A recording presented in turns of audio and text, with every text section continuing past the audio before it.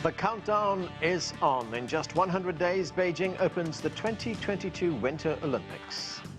Hello, I'm Anand Naidu, and this is The Heat.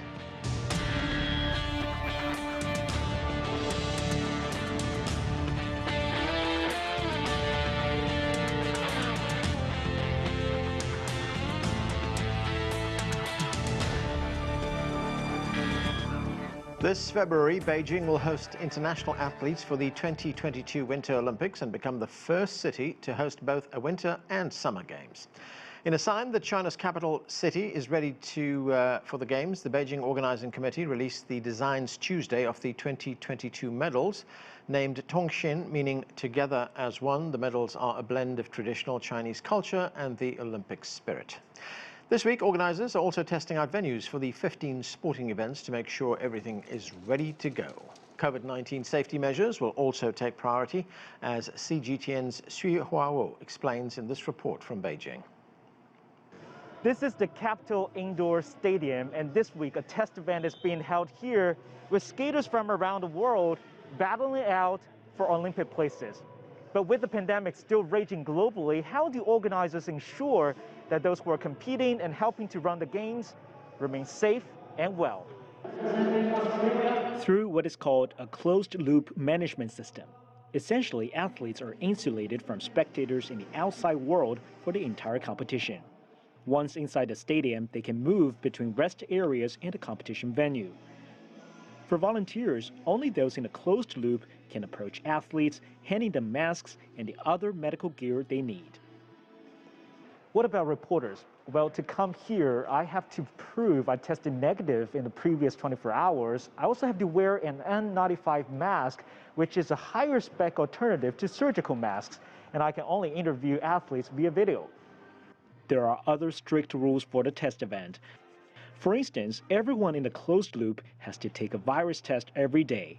And for athletes and staff members, their health condition has been monitored in the 14 days prior to the test event. A simple scan of a QR code, the screen will display all your health information, including your body temperature, travel history, nucleic acid test results, inoculation, among others.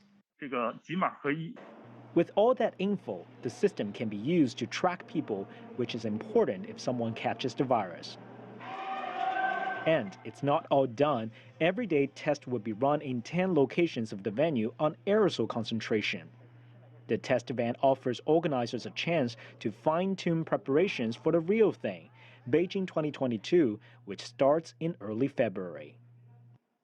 Hui'ao, CGTN, Beijing. For more now on the Beijing 2022 Winter Olympics, let's get right to our panel. Joining us from Washington, D.C., Lisa Delpy Neirotti is the Director of the Sport Management Program at George Washington University. Also with us from Montreal, Dick Pound is a former Olympian and Vice President of the International Olympic Committee. Victor Gar is a current affairs commentator and a chair professor at Soochow University in Beijing. And Paul Dong is a sports and culture commentator for CGTN and the co-founder of E1 Asia Limited. Thank you, everyone, for being with us. Paul, let me start with you. As we just heard, China will implement very strict COVID measures during the Winter Olympics. There will be daily tests for athletes. What can you tell us about these efforts by the Chinese Organizing Committee to keep people safe? Well, and I think most people understand that China has been adopting its own unique countermeasures against COVID over the last nearly 2 years now. And it could be different here and there from the rest of the world, but China has been doing quite a good job in containing the number of cases over the last year. And I think before the release of the 2 playbooks, COVID playbooks by the Organizing Committee, along with the IOC and an IPC, I think finally people get a much clearer picture now what they can expect once they decide to hop on their flights to Beijing. And by reading, comparing the 2 playbooks with those released by Tokyo 2020, I realized that there are a lot of compromises. There are a lot of very flexible and realistic, practical approaches adopted by all sides to make sure that while trying the best to protect the local community from getting more infected from around the world, but at the same time to make sure the smooth and efficient operations of the games themselves. Yeah, we do read a lot of improvements and clearer messages, including the message trying to persuade international airlines, both domestic Chinese and internationals, to arrange temporary flights directly into Beijing. This is a major change from what we have observed from the previous business travels into China. Many of the flights have been diverted to other cities, but for the Winter Games, Paralympic and Olympic Games, there will be a lot of flights into Beijing directly. Victor Gao, there will be no international spectators at these games, but fans from the Chinese mainland, they will be allowed to attend the games to watch it. What can you tell us about I mean, it's 100 days out, but what kind of enthusiasm are you seeing for people wanting to get to these games? Well, first of all, everyone is very excited in China and hopefully in the rest of the world to look forward to the opening and the formal launch of the Beijing Winter Olympics and the Paralympics. Secondly, this will take place under very special circumstances. China's committed to make sure that the games are a complete success without spreading virus among the athletes and coaches or between the athletes, coaches, etc., with the rest of society here in China. I would say very highly selected and pre-screened Chinese audience will be allowed to attend, which makes many people very happy. And unfortunately, international spectators will not be allowed this time.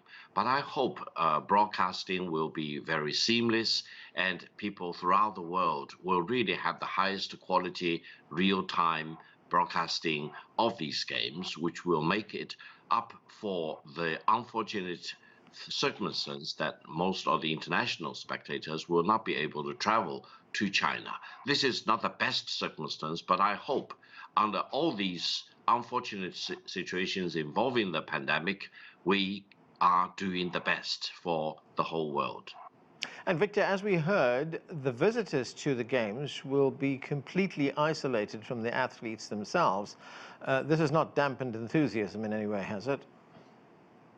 No, I think building up these artificial bubbles will actually achieve a very great purpose. That is to make sure that the athletes, coaches, etc., assistants, on the one hand, can really handle their business, compete, etc., with all the security and safety that they need. On the other hand, the spectators, the Chinese domestic spectators, can go there and enjoy the real wonders and miracles of the Winter Olympics and Paralympics and still feel very safe, and minimizing and reducing, eliminating any risk of cross-spreading and infections of the pandemic is absolutely the most important thing for the Olympics under the circumstance of the pandemic. And I hope everyone can understand this and will fully sympathize with the arrangement. Dick Pound, the Canadian Olympic Committee will require all athletes that are going from Canada to Beijing to be fully vaccinated before they leave for China. The United States also has similar rules in place. And given the circumstances of the pandemic right now, shouldn't that be mandatory for all countries? Well, you would hope that other countries would come to the same conclusion that we have and that America has, but I don't think you can impose that. I think as a practical measure, though, but if you're not vaccinated, you're going to have a 21-day isolation period when you enter China, and that's not a good idea just before you have to do your best in Olympic competition. So I hope, as a practical matter, everybody who comes will be vaccinated. Right, and Dick, what do you make of the playbooks that China has introduced to make sure that there's absolutely no chance of people being infected? Well, I think this is all risk minimization. You can't be 100% certain on this. They had some good models to follow from Tokyo. Those bubbles in Tokyo worked, and the safety measures of masks and social distancing and all of that, they actually do work. The difference in China is that there will be spectators, and that's I think you'd have to make sure that you have a lot of confidence in your bubble for those spectators. But if you have that, then there's no reason it shouldn't work. And the more people who can physically enjoy the games, the better it is. But don't forget that 99.5% of the people who experience an Olympic Games do so via television or some other platform of that nature. And the earlier comment that the television coverage produced by Olympic broadcast services is absolutely superb, and even if you're not there in person, you'll have a wonderful experience. Lisa, Dick Pound raises an important issue there, and that issue is, of course, of athletes who arrive in Beijing and may have to isolate and be in quarantine for up to 21 days. I mean, these are world-class athletes who have trained and prepared for years for this event. What does something like that do to them before they actually get into competition? Well, if there are any athletes going that have yet to be vaccinated, they will have to prepare mentally for being in a hotel room for 21 days. And I would assume that the Beijing organizers will include some steps or treadmills or something in their hotel rooms to keep them some physical activity and keep their performance standards at least a little bit high. But I think the majority will be choosing to get the vaccine versus staying isolated for 21 days.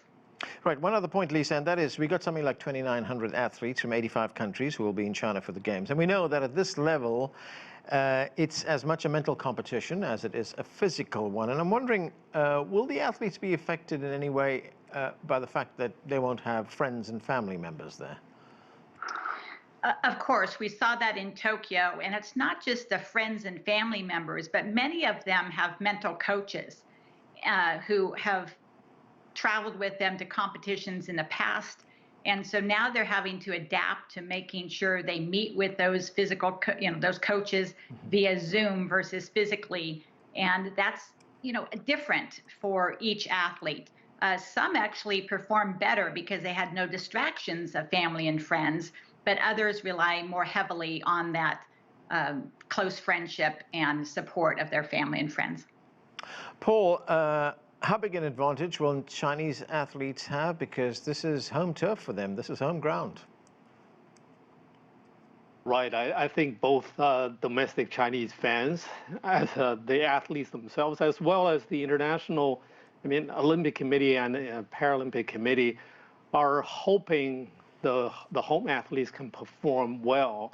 Because based on my recent reading that IOC president have voiced some kind of concern to France as the next host of the Summer Games to perform better after their below expectation performance in Tokyo. I think for the success of the Olympic Games, it's very important for the host athletes, for the home athletes to perform well. And 4 years ago, China got only 1 gold, and you definitely want the host country to win more medals this time around. I think, the advantage. Well, a lot of Chinese athletes, I think the priority for the home delegation is try to field at least 1 athlete in almost all the disciplines or events, or at least all the major sports. Many of them still remain very, very unfamiliar to the local athletes as well as the audience. So it's a learning experience, but because of the pandemic disruption, Chinese athletes missed a lot of chances and opportunities to travel abroad to train and practice and compete together with the world's best. But now, with only a few months before the opening, I think people will try to make the best of the test events and try to experience together with those better athletes so that they can perform to their own best during the Games. Dick Pound, the president of the International Olympic Committee, Thomas Bach, he has been talking about the upcoming games. Let's listen to some of what he had to say. There will be different messages coming from these games from China to the world. It's first of all this great message of the engagement of 300 million Chinese people with winter sport. There is secondly the message of hope and confidence that humanity can overcome the pandemic, and that even already now you can organize events of the grandeur of Olympic Winter Games in a safe way, and this will give hope and confidence to the entire world. So, Dick, you've had wide experience in the Olympic movement, in the Olympic Games. You've been a vice president of the IOC as well. What are your expectations from the host country? Well, it'll probably be exactly what we hoped and expected. China is perfectly capable of organizing splendid games, even in the midst of this pandemic. We got through a pandemic for Tokyo, not without difficulty, but we proved that it could be done. So, and China was there observing in Tokyo, so they saw what was done to create the bubbles. They may have tweaked the process a little bit to make it more secure and big enough and secure enough to allow for spectators, which Japan was unable to do. So I think all in all, the games are going to be great. I mean, and the bubbles are sort of overstated. They're formalized, but if you're an Olympic athlete going to the Olympic Games, certainly until your event has been finished, you actually are in a bubble of your own creation. You're focused on what you're going to do, and there will be, after your event is over, there'll be an encouragement to get back home as soon as you can. So I think all of those practice steps were done quite well in Tokyo, and I'm sure they'll be improved upon in Beijing. Paul Dong, I want to get back to the Chinese athletes and some of the specific disciplines where you expect them to do well. China has seen success in the past in speed skating and in figure skating, for instance, but what do you see in these games? I think, yeah, China will try to secure some medals, gold medals in those relatively traditional, more experienced sports for the Chinese athletes in short track speed skating. Of course, with very fierce competition from South Korea, from Holland, and several European countries. But China will really try to best to secure one in those events, and also as well as figure skating with a medal. But at the same time, what's happening behind the scene that we haven't seen very openly as a lot of international experienced coaches have been over the years helping Chinese athletes on the snow to try to train and try to get up higher up to the international level, and they will display their, the level that they are in now. And at the same time, China has a naturalized athlete, a prodigy born in the United States, and she has been winning gold medals around, except for the Olympic Games. She's only 18, and she is expected to be a superstar, Eileen Gu, and she stands chances to win a couple of medals and to be shining very brightly in Beijing. Lisa, of course, the Olympic Games are the pinnacle for athletes around the world. They've spent years training. I want to take a closer look now at the US Luge team. Let's watch. Early morning in Park City, Utah, and a first run of the day for the US Luge team.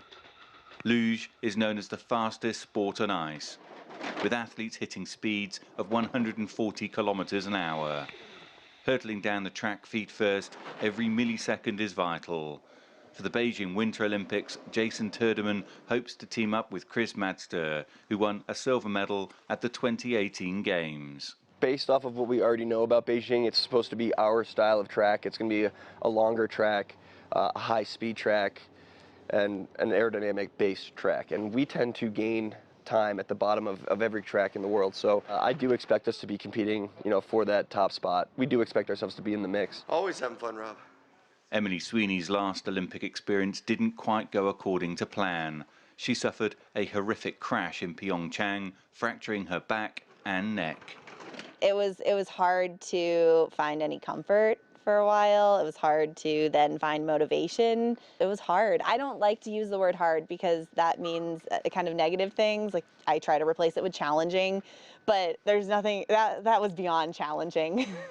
But some 9 months later, Sweeney was back competing and won a bronze medal at a World Cup event in Canada. Not bad. I didn't want to have this terrible ending to Luge, have a crash, and be afraid of it or not know if I could do it again. That just I didn't want to have that with me for the rest of my life. I still feel the effects of it. I still am managing a lot of things that I never thought I would have to manage, but I did it. So I guess that just shows that we can all do something more than what we think we can do. The US luge team has enjoyed some Olympic success over the years, but the country is yet to win an Olympic gold medal. If that can be achieved in Beijing, the athletes hope that will give a further boost to the sport.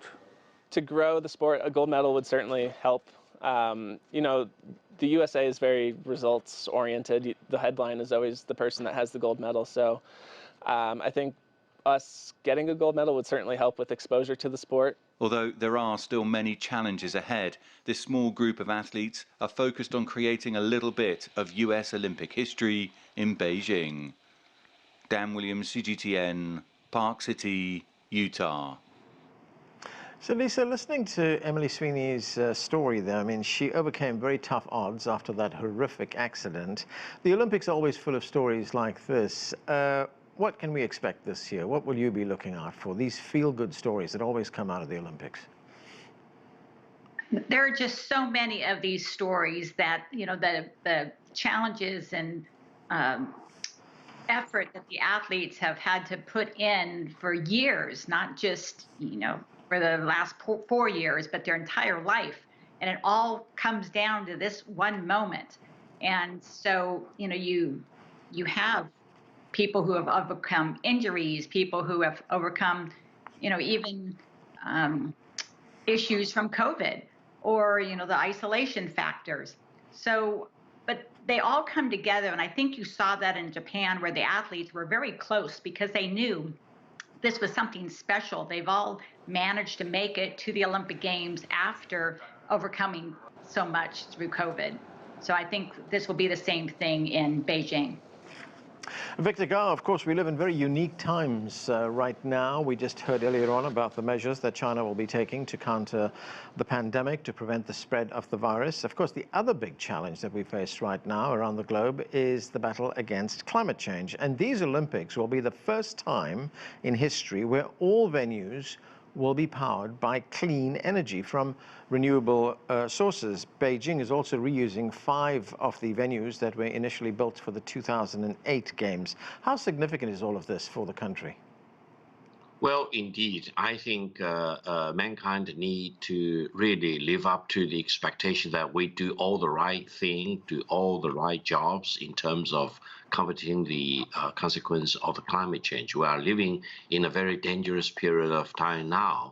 If we do not take actions in a timely manner, maybe the whole thing may go beyond the point of no return and mankind will suffer huge consequences. I think the organizers for the Beijing Winter Olympics have from the very beginning been very conscientious to this green development idea. All the facilities have been built in terms of the new concept, for example, and I think the Chinese government is urging and mobilizing the whole nation to do the right thing, to achieving peaking of the CO2 emission by 2030 and CO2 emission neutrality by 2060, even though this may actually cause a lot of pains and sufferings in the process. I hope mankind can really see what China has been doing in the right direction, and we eventually will all benefit from this. But allow me to add one point very quickly.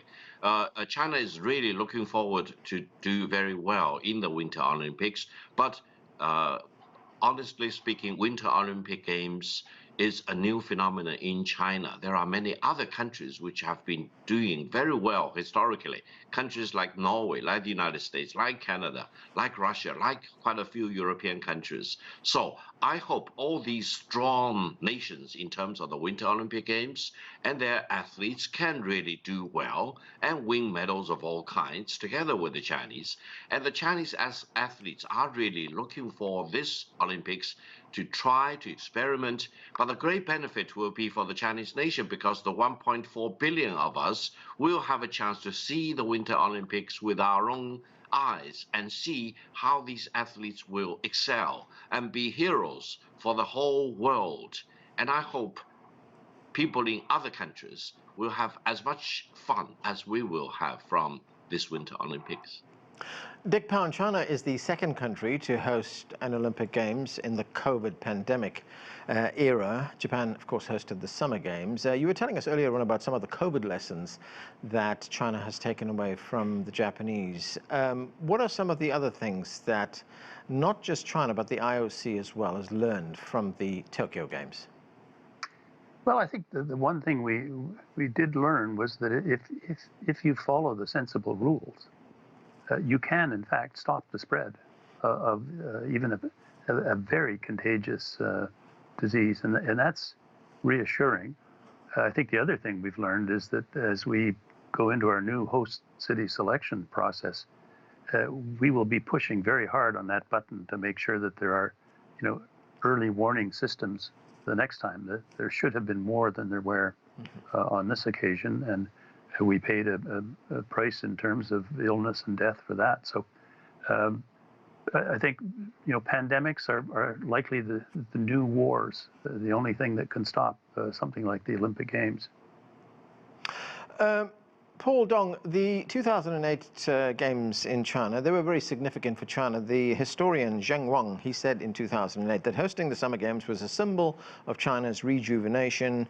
And I'm quoting here, this is what he said. He said, through the extravagant opening ceremony, the Chinese government showcased China's historical glory and new achievements, unassailable evidence that China had finally made it. So, put that into context for us, Paul. I mean, what can we expect from these games, especially as far as the opening ceremony? I think I should remind all that this time around 2022, and also 6 years ago, once Beijing decided to bid for the Winter Games, it already represented very, very different mindset for the country, because the country has progressed economically to another stage, to another phase, and it's a very rational decision. And now the government, with this economic size of the country, are caring more about domestic issues than what it looks like to the outside world. So I think with 300 million people expected to get on ice and snow sports, that represents not only a sporting change, but also an economic and social change, fundamental change for China. And that will rock the boat of international winter sports. Paul, I'm sorry, I'm going to have to interrupt you there. We have run out of time. Sorry about that. That is it for this edition of The Heat. Thanks to everyone for being with us. I'm Anand Naidu in Washington, D.C. Thanks for watching.